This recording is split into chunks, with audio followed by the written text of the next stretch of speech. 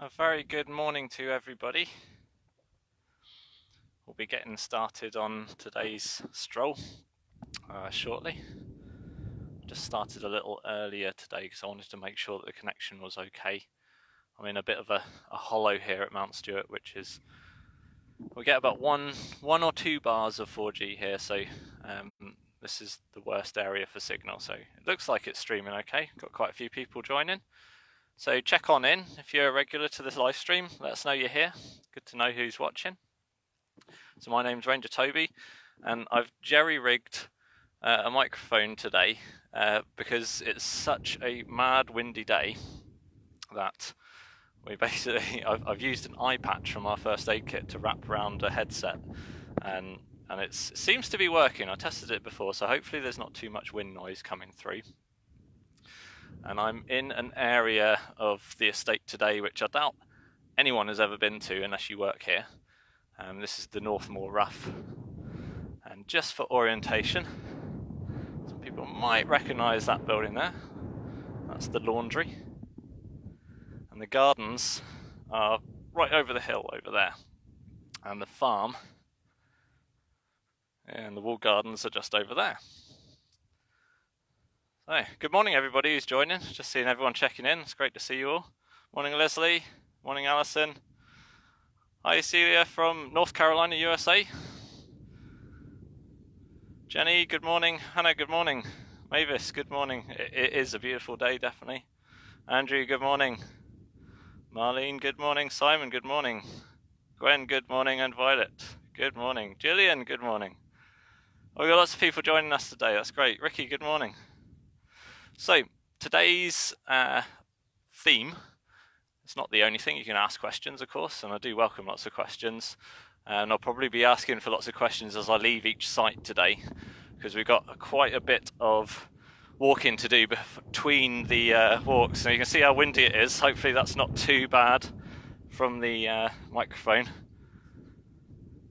And I'm going to have to reset the gimbal here. Just loses its level every now and then. There we go. So today's theme is ghost ponds, and I'm just going to head over to the first one of those. Now, probably not many people know what a ghost pond might be. It's kind of what you'd think it would be, I guess. So a pond is a ghost of its former self. I think the term was coined originally from the Norfolk Ponds project, possibly. I need to know where the origins came from, but big shout out to the Norfolk Ponds project. Their Ghost Ponds project has kind of inspired the work here at Mount Stewart to work through restoring our freshwater habitats here on the estate. I'm going to stand behind this tree a little minute because it is so it's really windy up here. So, a little intro first. If I can, oh geez, it's really windy. There we go. So, I'll turn if I map round the right way first. There we go. So, this is the 1920s OS map for Mount Stewart, and what you'll find. So we are. Here's the farm. We're just here in the Northmoor Rough at the moment. So there's the house and the main gardens just here. We're just up here. So I've been looking at the maps and been out and around the estate on the ground, looking for these former ponds and pools. And can you see on the mapping just there, at the top of my finger there, little pond marked out on the map? It's quite hard on this scale, but when you start looking around on the bigger scale maps, you start finding more and more of these. There's another one just there. There's another one just there. When you go out on the ground, now these ponds just don't really exist anymore unless you sort of know what you're looking for. So I decided to start here today because it's one of the ones that seems still a bit more obvious than it's been completely filled in. Now these ponds and pools would have been drinking pools, naturally formed, stranded water tables and things like that. And this is the one I was just pointing to on the map, just here. So you can see there's a hollow. I'm speaking with various people who've been on the estate for years and so on. We know that this one was filled in, I think it was mid-80s-ish, with one of the old demolished buildings from the farmstead. So we're going to hopefully be opening this one up again at some point in the future. Now it's been dry here. I think we've had 10% of the normal rainfall for April.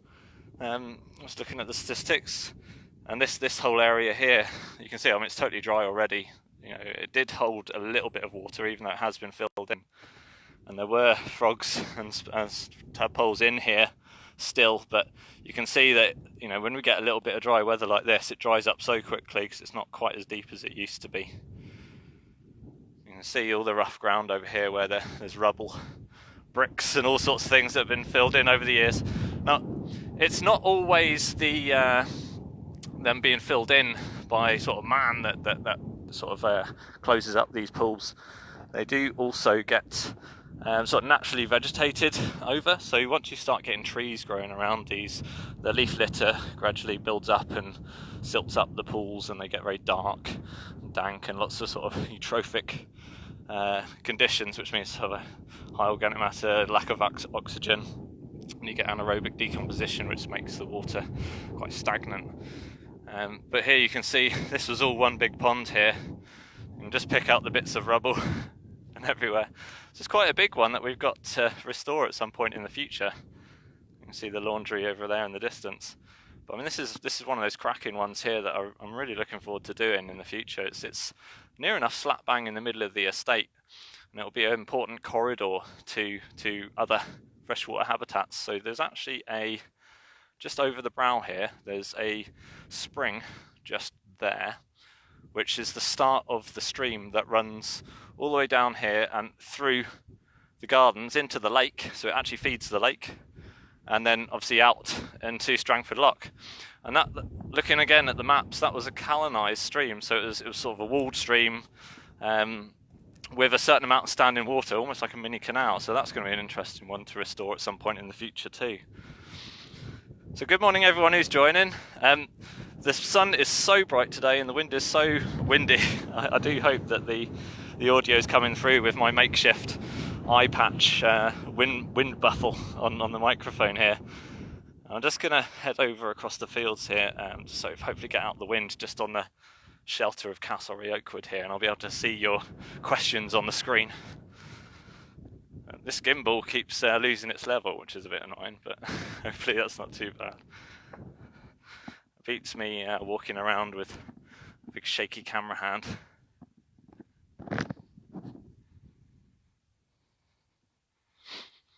Morning Heather, thanks. It's sounding okay, is it? That's good. That's good.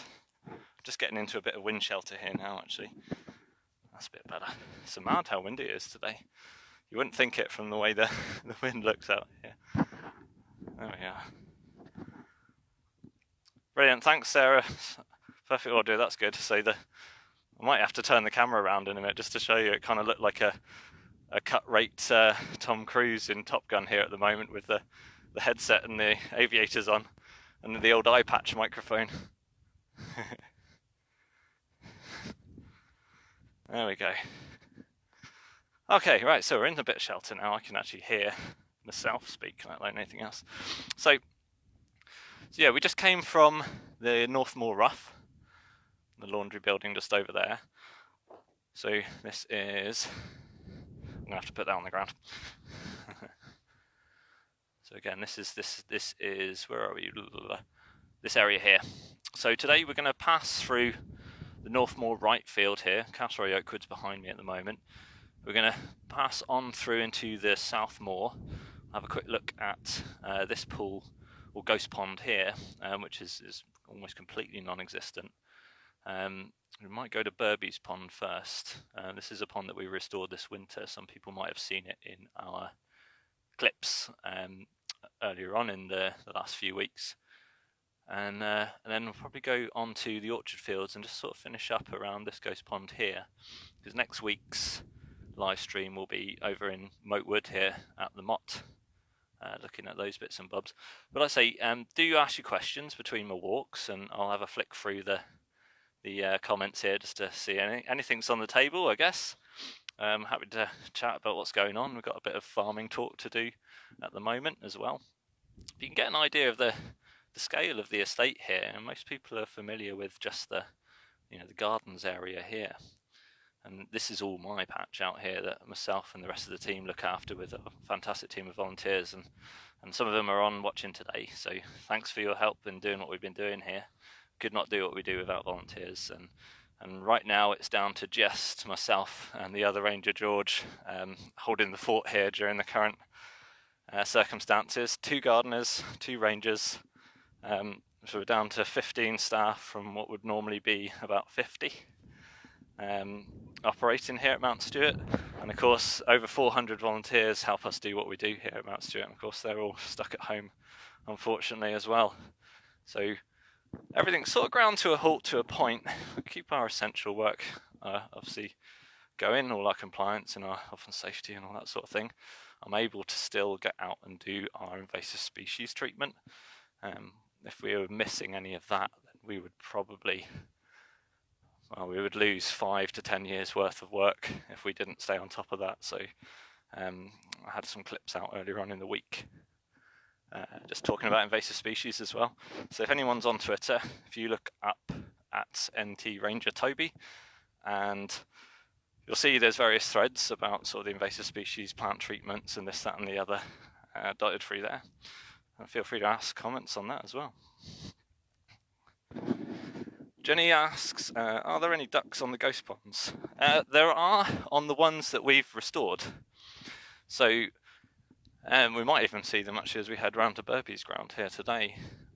There's a few. It's mostly mallards at this stage. I'd be more interested in what starts turning up over the next few years from sort of the invertebrates point of view. So, you know, we've got the likes of their dragonfly and damselfly species that'll be hopefully laying their eggs this year and starting to colonise those areas that we've restored, which will be good. Just going to tip the camera again. I'm not sure that makes it worse. There we go. So I'm just walking through the Northmore right field at the moment, and Castlereagh Oakwood is a replant of actually mostly larch, unfortunately, but we hope to restore that back to oak in the future. And this is the sort of the head of one of the small tributaries that goes into the Glen Burn. So I've been walking down the ditch line here, and you can get an idea of actually how dry it has been. It's crazy dry. This should be pretty boggy where I'm walking. It is bone dry. And the butterflies seem to be liking it. There's a small tortoiseshell just down there. It's probably one of the hibernating ones that's been out over winter, looking a little sort of washed out. They'll be breeding at the moment. I've seen some speckled woods out and about as well lately. Let us know what you're seeing at home, insect-wise, butterfly-wise, and yeah, do let us know if you've got a pond at home, or a pond near you. What have you seen in it? You can have a look through some of the comments here just to see what else has been asked. And yeah, if I have missed your question first time round, I will get back onto the comments after the live stream to answer them as best I can. There's actually quite a few small tortoise shells around here at the moment. See, one of their larval food plants is the nettle. So you can you see it just down here? Oh, there it goes. So that's why it's always good to have a little nettle patch in your garden. It's amazing how many how many insects rely on the nettle as its larval food plant. Right, snip across here. So our tenant farmers have been out obviously putting their arable crops in, and George, the other ranger here, he was just out this morning sowing the margins. Put a little post up about this yesterday, I think it was. So we are sowing in 2 metre margins around all our fields of beneficial insect mix. So these are all sorts of plants that will benefit the insects. And then we also sow a 2 metre wide or a 3 metre wide strip through the middle of the fields in some of our larger ones, which helps connect these kind of edge habitats into the crops themselves. So starts to get the good insects in, which will control any of those pest insects that might affect the likes of the barley or the bean crops. Good morning, Liz from sunny Salford. Sunny here too, isn't it? Is it as windy as it is here? Hopefully it seems to be coming through okay for everybody. I'm walking right into a headwind at the moment. There we are. So you can start to see the wee stream tributary start to open up a little bit more through this rough area. Beautiful big oak here, and some nice ash up old behind, but this would have been a big copse of trees before. And when you start looking at those older maps again, get it out here without losing it in the wind. There we go. Round the right way. I think I've outdone myself here with the stuff in the wind. So yeah, so we're just passing by this copse just here at the moment. You can see it would have had a lot more trees in it. So these are one of the other many areas on the estate that we're going to be working on to restore its structure from a landscape point of view, but also the biodiversity too. Now, it wouldn't be a live stream or any of my clips or videos without me having a good old sort of perv at some of these nice trees. And one of the overlooked species in our native tree mix is the alder. They tend to be, they like wet ground. They tend to be overlooked because they're quite a small tree normally, but believe it or not, this massive chap here and all of these guys, these are all alders, and I've never seen an alder get this big. It's hard to give it scale really. The trunk, its diameter is a good 80, maybe 90 centimeters. That's big for an alder. They're normally quite short-lived. I'd say they've done well here, probably because they just sit in this hollow, and it's just a little bit protected, I guess. Yeah, if you like your trees, they're nice trees. So yeah, fire through a few questions. I've probably missed a few, and I can't quite see the screen because it's so bright today. Believe it or not, it's turned right up to full whack, and it's still slightly in shadow. But we're just heading across the field here. We'll go have a quick look at one of the first of the ghost ponds that we restored just this winter gone. So a few people will have already seen some small clips on this one over the last few weeks. I'm quite excited. Ooh, big pheasant feather. Apparently these are really good for cleaning out wind instruments, flutes and things like that. I'll keep that one. There we go. So yeah, so most of the crops are gone in. This one has yet to be sown, this field. You can still see it's not been rolled yet, or had the crop in it. Some of our other crops are already in. Let's get up across the field here. So, if people aren't familiar with the area, the Ards Peninsula and Strangford Loch, they're a huge post-glacial landscape covered in these geological features called drumlins. So these drumlins are kind of like big mounds of various alluvial deposits, so sediments, stones, clays, boulders, everything that was carried down by the ice sheets as they slowly moved during the Ice Age. And as they retreated and melted, they just dumped these big piles. So you can sort of see them all. Just like here, some of the smaller ones, and of course, each one of the big hills here on the area and at Mount Stewart, these are all big drumlins. Some of them sit where there's some of the shallow bedrock, just like this little patch here. You can see there's a little bit more rocky in the soil where it's a lot thinner. But what happens with all these little hollows?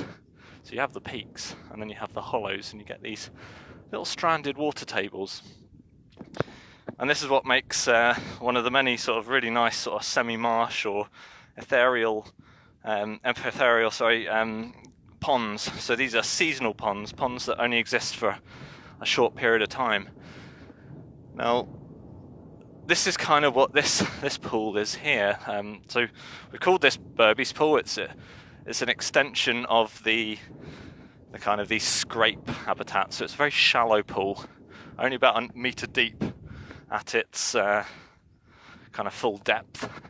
But we've been, had so little rain, it's already dropped hell of a way. So you can see some of the scrapes that we restored and opened up this whole area this winter. And what would happen is the insects would be laying their eggs in the sort of silty edges, and they'd be hatching out about now. But of course we only just restored this winter, so there won't be many things in it yet. But this year hopefully things will come in from other areas, lay their eggs in here, and we'll start to see all those insects working their way through. They're also really good when these pools dry out.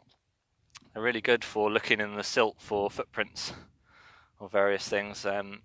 It's one of the best ways I use to sort of track the pine martins on the estate outside of trail cameras, as I look for their footprints.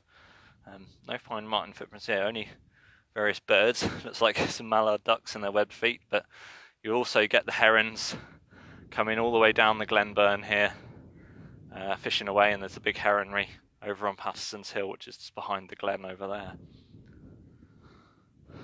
So I'll just get into the shade of the trees a little bit, and then I can read some of the questions from everybody. There we go. So yeah, good morning to everyone if you've only just joined and didn't hear the intro. There we go, get through these questions. There we go, so Mel asks, are there any newts on the estate? There aren't any newts that I found on the estate currently. Historically there have been, and I'd say this is an indication of the loss of these wetland habitats on the estate over the past few decades. Now I do know that there are some nearby on some neighbours, so hopefully they'll find their way back into the estate over the coming years as we restore more of the wetland habitats here in the area. So yeah, I'd love to see some more of them. Sarah says, you've had the most frogs we've ever seen in your pond this year. Is it a good year for them? Yeah, it has been. My pond at home as well had a record number of spawn clumps, and some of the volunteers, Gillian is on here, I think she's watching. She's spent a fair few days in February and March bucketing spawn that had been laid into the tractor tracks in the flush field over there. They basically sort of reach close to where they would be spawning normally, and then they find maybe a big tractor track that's filled up with the kind of the deluge that we had in January, and they just plop out the spawn there. Thankfully a lot of that was all relocated. And Gillian, say in the comments how many, I think you were well into the 100 clump mark, I believe. Let's have a look here. Heather asks, are all the crops organic? Nope. No, we have a mixed farm here, so there's a lot of sort of pros and cons to going fully organic.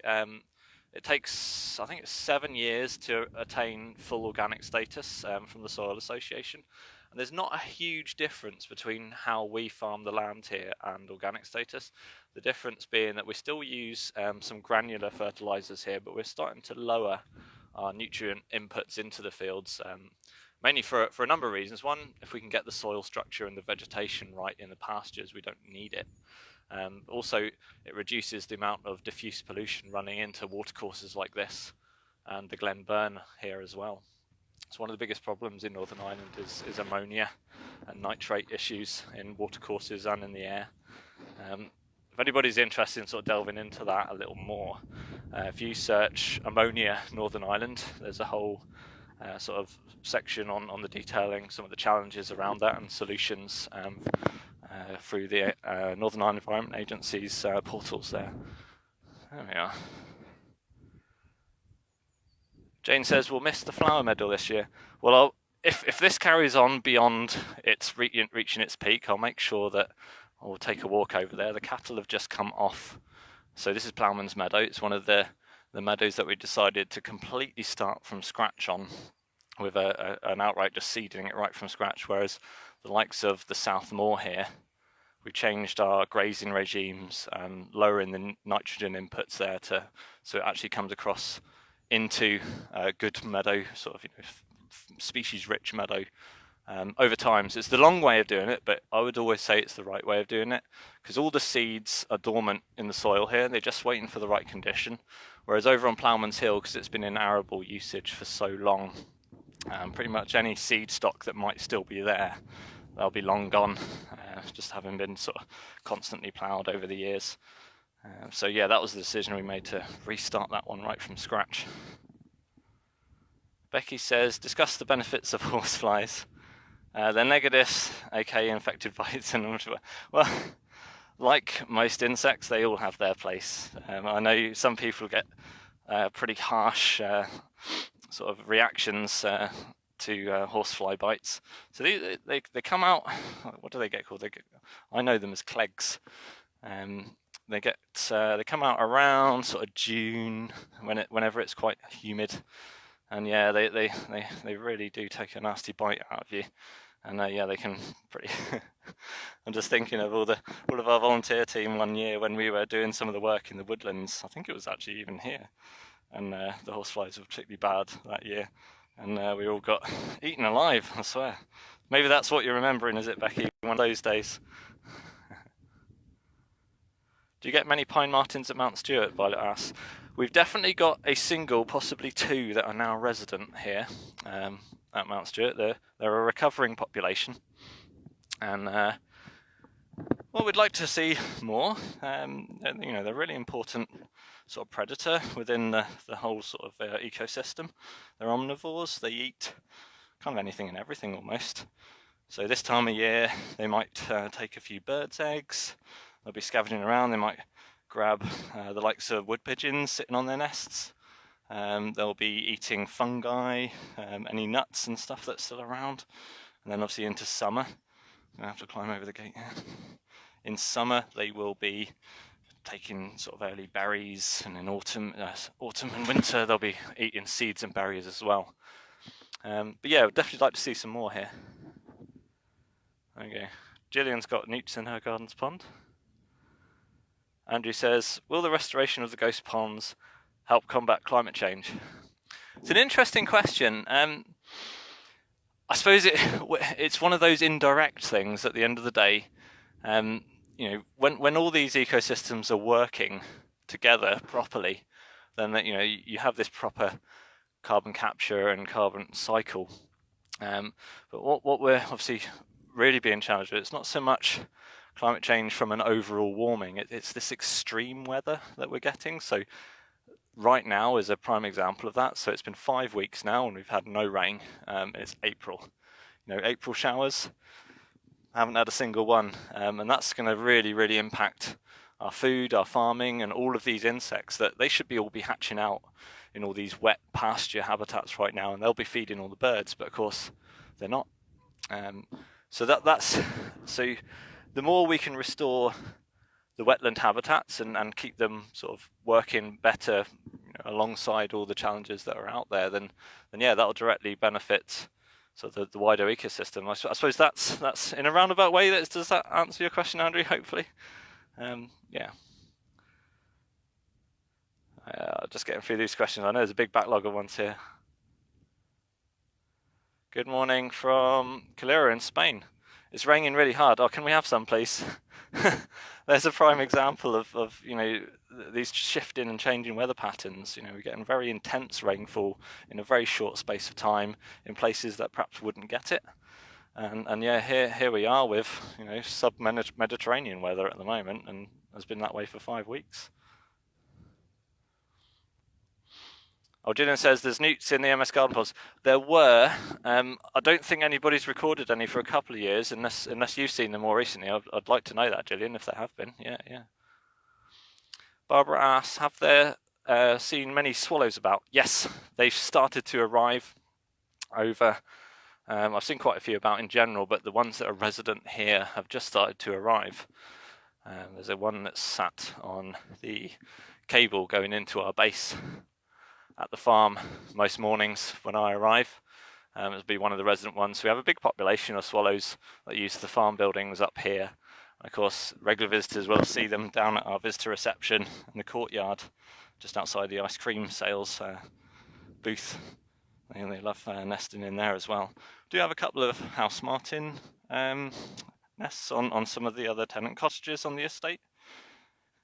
No swifts though, which I'm always really gutted about. I think it's probably my favourite out of all of them is swifts. Fantastic sort of scree noise they make all the time. Wonderful.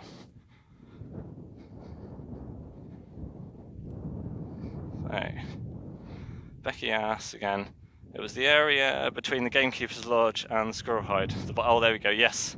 That was the North Trail, the North Ride restoration section of path, wasn't it? Yes, I remember that now. You've still got scars 2 years later, blimey. Yeah, they were pretty harsh. Talking of scars, an invasive species, I was treating the giant hogweed last week, which is a particularly invasive plant, and it's part of the Umbellifer family, but it's the worst of all of them for a condition called photodermatitis. So it's where the UV light from the sun will react with the sap when it touches your skin, and it basically creates a chemical burn. So normal hogweed will do this as well, but not as much. And I've got scars from when I was cutting my teeth in North Devon, doing some of the pathway maintenance on the cliffs, coastal cliff paths there, and getting tiny bit of hogweed sort of rattling around, and sort of putting its sap on my skin. And yet off comes the shirt at lunchtime, and yet I've got huge chemical burn blisters all over my chest and my neck an hour later. Yeah, pretty nasty stuff, and it's quite unknown. It's why we treat it so seriously when it does turn up here on the estate and get it sprayed off. So I've just arrived at one of the other ghost ponds here. So the only clue to it existing here really is the amount of rubble on the surface from where it's been filled in. So just for reference, we're now over. So we went across Castlereagh Oakwood, over to Burby's Field, and then came across the South Moor into this copse here. So this is, get the shadow. There you go. Can you just see that little pond mark there? We're going to then just nip over to here and then pop up into the woods. But yeah, it's another one. This is totally bone dry here, but it's right in the middle of that sort of mini drumlin landscape. So you can see all these little sort of humps and hollows. Now these would normally be sort of marshy this time of year still. You can just see some of the marsh reeds just sort of poking through there. You know, they'd normally be a lot more of those. And now it's, again, bone dry. I think I pulled a washing machine out of here when I first started. So I dread to think what else is in here when we start excavating it. But it's that's some brickwork. But a lot of these sort of infilled sites quite often end up being sort of issues for invasive plant species, you know, because they've been sort of dumped in areas. So we actually had Japanese knotweed just over here, I think it was. We started treating that in 2015 and haven't seen it since 2018. So I come back and check this area obviously every year. Sometimes it'll skip a year and then show its head again the following year, so we want to make sure that we clear it. There's an old tractor tyre there. So we've got a legacy of, you know, sort of interesting practices that we've inherited when we took on the estate here. But you know, that's the way sometimes. But I suppose it's almost a bit of mini archaeology what we're going to find. I think we found all sorts in the woods over the years. We found a nice 1980s VHS machine. Gillian, I think you were with us when we found that one, and there was a top-loading washing machine or something like that. I was just down in the woods near the stables. Now, let's move on up here. So, does anyone remember the big sweep of Dutch elms disease that passed through the UK and Ireland in the sort of the mid and late 80s? Interesting to know how many people are watching that sort of remember the elm trees. You know, these are big trees. They're a big part of our landscape, kind of a staple hedgerow tree as well, and they're totally missing from our landscape now. But we have a couple of elm trees that escaped the sort of the initial big clearance from the Dutch elm disease, and this is one of them, and it is an absolute beast of a tree, just starting to come into leaf now. And we've been taking hardwood cuttings from this. Tim at our propagation and nursery areas has started this, so we want to propagate from this tree and get the elm starting to re-establish through the woodlands here. We do have some natural regeneration of elm around some of the woodlands, but this is such a character tree here, and it's in rude health. I mean, it's got a massive cavity. It's going to be hard again to get scale here. As I put my hand on that section there, get an idea how big it is. A big old cavity up there. And what's lurking in there? Perfect habitat for some bats. So this is on our retained list. So it's a tree that we're propagating from, but we also want to ensure its longevity. So what we'll be doing at some point, we'll be putting in a root buffer around the tree here. So if anyone's remembers the big sequoia, I think some people call it the rocket tree, in the central gardens just by the tennis lawn. It has like some chestnut paling around it and a big sort of layer of mulch around it. It's exactly the same thing. It just helps protect the moisture around the root plate of the tree itself, avoids compaction. So you can see when the cattle graze this field, they're coming in, they rub themselves, they tramp around the trees a little bit, so it can lead to a bit of ground compaction. So given that this tree is so significant, and it isn't, oh, we can actually see the flowers here. I was wondering if we'd see, let's see if I can get the branch here a minute. Okay, so there we go.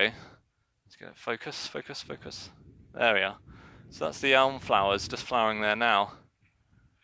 When you start to look back, the whole tree, certain branches are in flower all on this side here.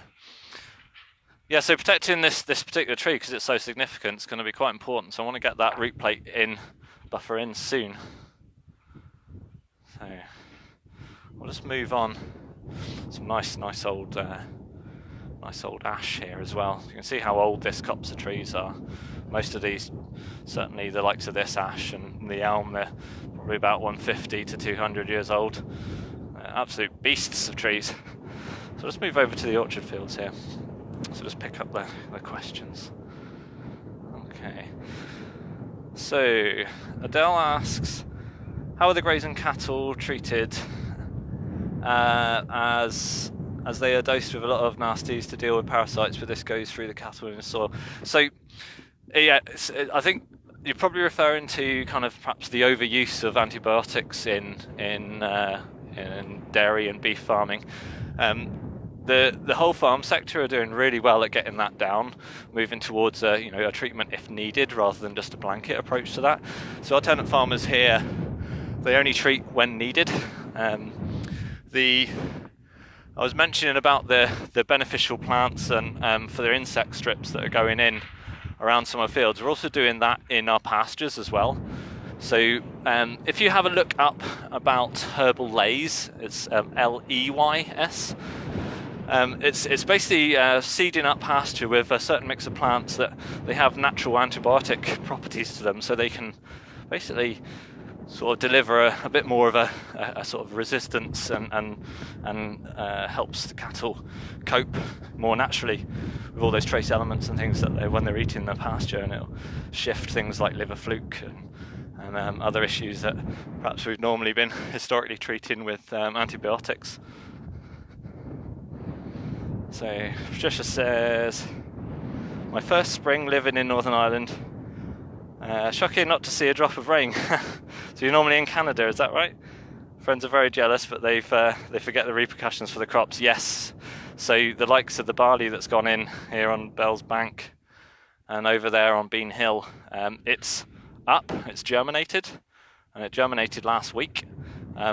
It now really needs rain. So the young germinated crop there, they've only got small roots at this stage. They haven't been able to tap into the lower sort of water and moisture that sits in the soil.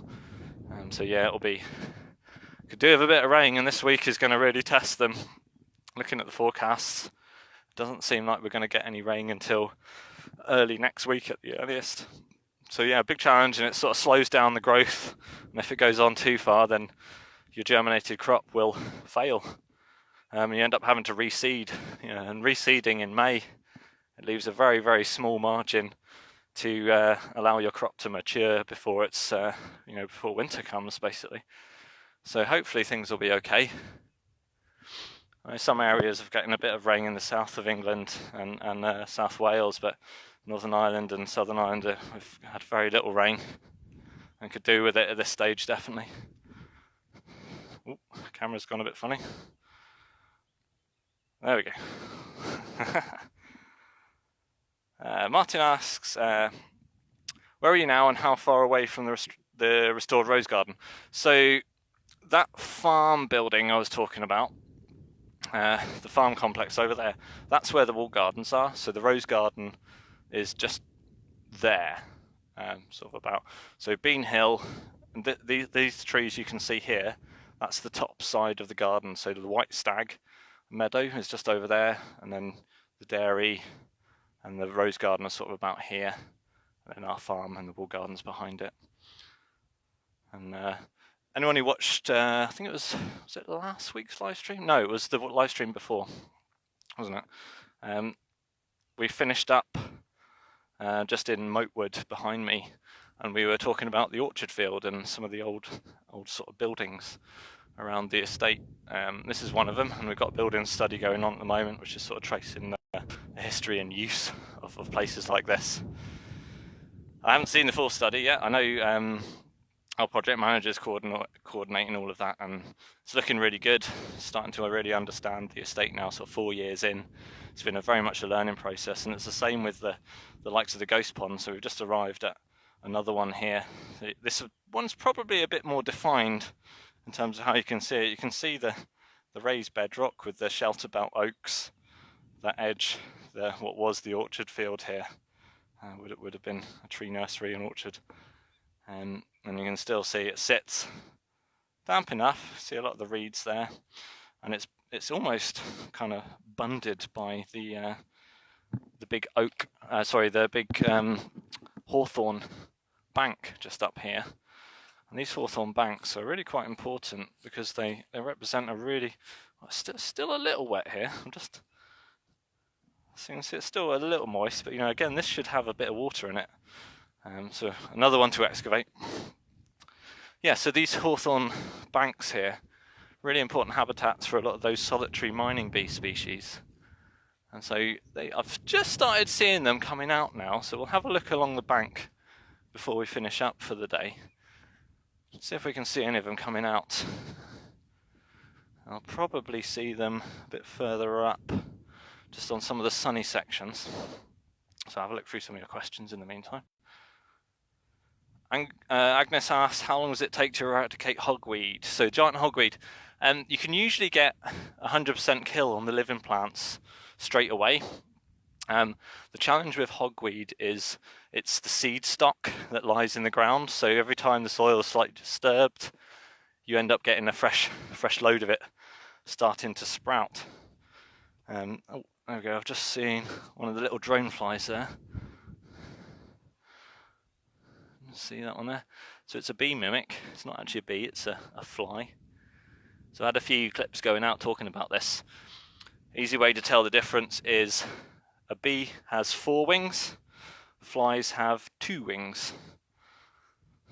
There we are. So yeah, the hogweed. It basically you just got to keep treating the area until. And be aware that if the soil gets disturbed, you're likely to get another flush of it. It's one of the easier ones to deal with. Things like Japanese knotweed have big sort of like chunky rhizomous roots in the ground, and it can take 5-10 years to sort of treat those. That's why it's such a big problem, especially in urban areas where those rhizomes, I mean, they have amazing pneumatic power that they'll grow through concrete, brickwork, and there's been cases of people have had it coming up out of their fireplace, on new builds where the site hasn't been fully secured or treated. There we are. Okay, so Trevor asks, it's Trevor and us checking in from Dundonald. No chocolate lab, Logan. Oh yes, there you go, I recognise it. It's always recognise visitors from their dogs. Good to hear from you, I'm glad you're joining us today. Okay. Oh, I've lost my screen, just a second. There we go. Barbara says, was living in North Yorkshire, where she was born, when Dutch elm's disease was around. Devastating to watch the trees used to climb, all dying. Yeah. I mean, my generation, I'm how old am I? 36, 37. So I've kind of grown up with elm trees not around, so it's kind of quite exciting and unusual for me to see elm trees. But I mean, talk about shifting baseline syndrome. There's a classic one right there. It's, so as you guys remember them being dominant in the landscape, and I would never have seen that. Let's check the camera. There we are. So Sarah asks, are there any ranger activities on the estate you've had to postpone due to the COVID situation, or have you been generally unaffected? Pretty much everything has been shelved apart from our core essential tasks. So that's all of our tree safety management, the invasive species treatment continues, and all of our buildings compliance, fire, all that sort of thing. And of course, we're having to maintain lone working. We can't work together as a team in close proximity, where a lot of our work would be needing at least 2 people. So that's been a real challenge. So the likes of our trails restorations, that's all ground to a halt. The likes of any of this freshwater habitat restoration, that's had to stop. So what I am able to do is, after I've done all my essential works, I can at least get out and film stuff like this, which is great to help bring you along when you guys are all stuck at home.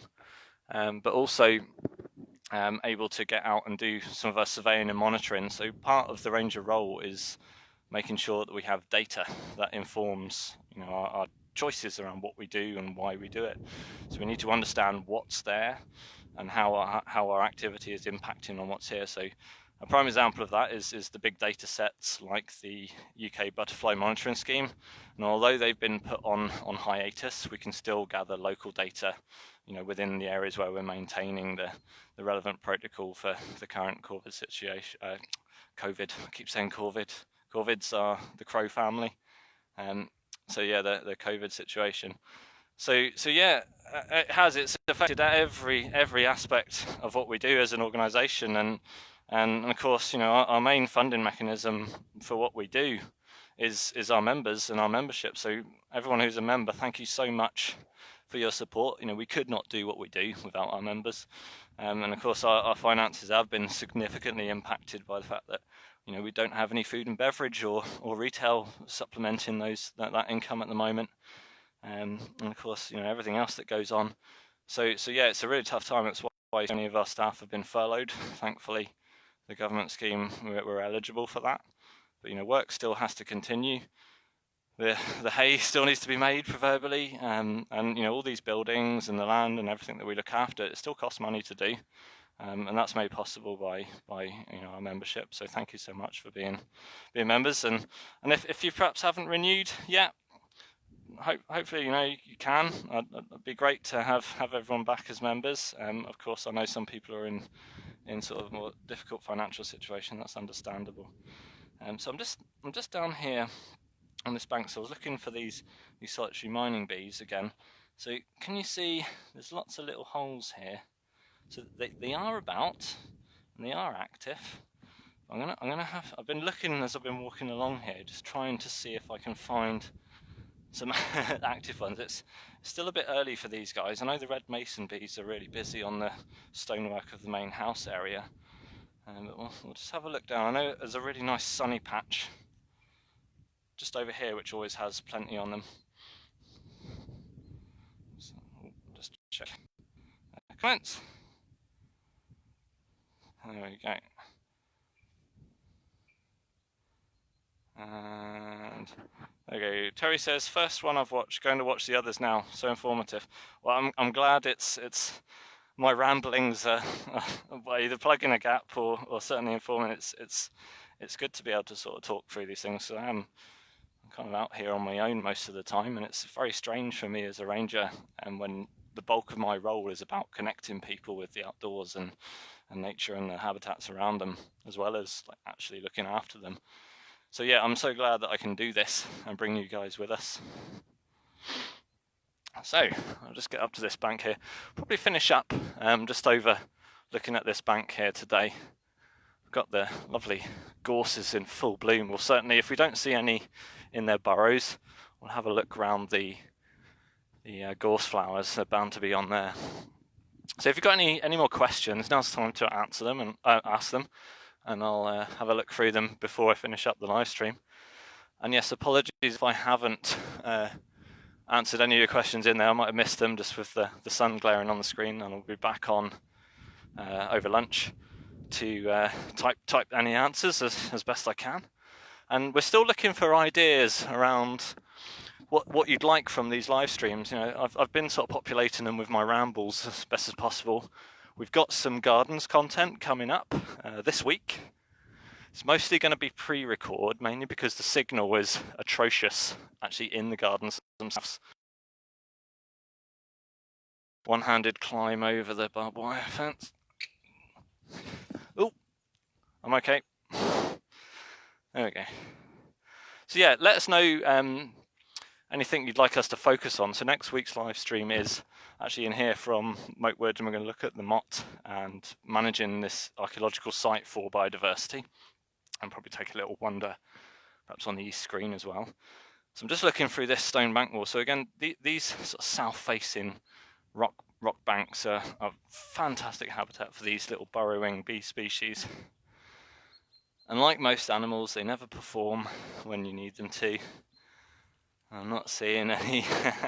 That's typical. What I'll do is I'll try and get some pre-record footage of them perhaps later on today. It is a bit windy. Actually, I've just seen a few go by. Here we go. Can you see that one just there?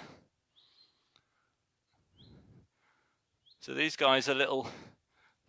Actually, they might be nomadic. They might be one of the nomadic wasp species, actually. Either way, they burrow around. Yeah, I think it is one of the nomadic wasps. I'll have to ID that one. Nomada, I think, is their Latin name. I'm just learning really about a lot of these solitary minor bees. My speciality would normally be moths, so which there's a subject to talk about. So yeah, you can see the little holes just in here. I mean, maybe if we just sit here watching, they might come out, but that's not the best enthralling viewing. There's quite a few things on there. You can see all the insects buzzing around. So there's quite a few on here, but I'm betting that we're not going to get them still enough to see. What I do see is a lovely little spider in there has just caught one of the flies. All these predator-prey relationships going on. Thanks, Jane. My rambles are great. That's appreciated. I do go on quite a lot of rambles. Patricia says, very docile guys. I'd run for the hills. But I think this is one of those things with bee species, and whilst they get a bad rep, you know, it's usually the common wasp species that around August that they've got nothing to do. They just pester everyone. So it's understandable that you know, people get perhaps annoyed. But most bees themselves don't really have a sting of any real sort, and those that do, it's the very, very, very last thing they want to do because they die when they sting something. So if you have a look on our Facebook page a few posts ago, I post about the red mason bees, and you can stand right next to these guys, and they are just totally oblivious, quite happily getting on with their business. I'll probably record another little clip about these guys, the red mason bees, because it's quite interesting. They're really quite strong. You can put a little sort of twig or stick in their burrow, and they'll lift and carry it out. It's quite interesting to watch. Donna says, are all visitors allowed to walk where we've been walking today? So that's probably worth clarifying. Not quite. So where we walked today was from the North Moor Rough round on Burby's ground, just across the South Moor and then up to here. However, the next trail that we are opening is actually right here. This is it. So there's the green trail runs around the motte here, and we've built most of it already, restored the original rides. You can actually see it just there. So this is phase 4 of the trails going up the east screen. It goes right past the pond that we were at, Burby's Pond. So you'll be able to see all these areas that we were restoring and sort of look at those changes over the years. So generally speaking, fields are not open to public for roaming unless we have them sort of specifically like the Ploughman's Meadow, for example. We'll actually cut a little path through that. But all of our woodland trails that have been restored. They're open to the public when we're back open, of course. So Sarah asked the same question, do the public trails reach or plan to reach this area? Yeah. So again, this one will be going right by sort of the areas we walked in this later section when we were going through. Yeah. And it's one of my favourite bits of the estate, actually, is on down there. I'll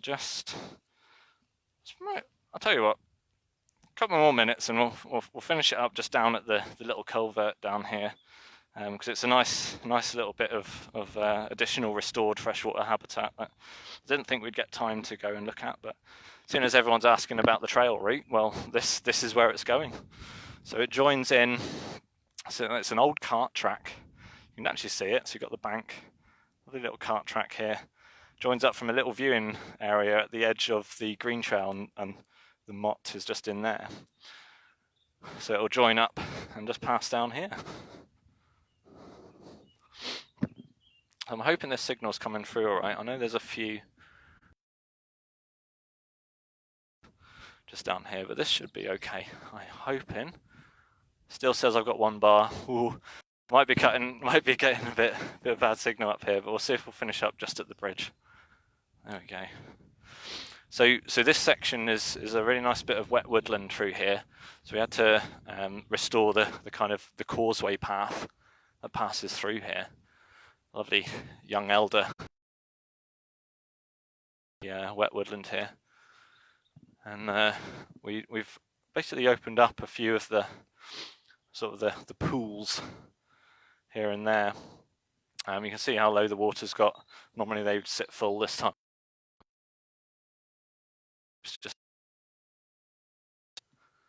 Just finishing up here on this last little bit of restoration at the end of one of the burns.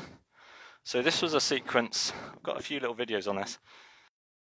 Tears built this amazing culvert edge just here, and it drains into the Glen Burn, which is just here. Now when the... Right, there we go. I think the signal's trying to tell me to finish up here. We'll just finish up. Like a 1980s video, it's getting fuzzy. Yeah, I'm not surprised. All right, guys, thank you for coming with me today. Right, you're back with us. I've just run up the hill. Yeah, there we go. Right, thank you, everybody. I know the signal's just gone really bad, so I'll finish up for today. So next week we'll be over in the mott. Do ask any more questions you've got, and I'll jump on the comments to answer them at lunchtime. So I'm going to head back to the farm. So I will see you next week.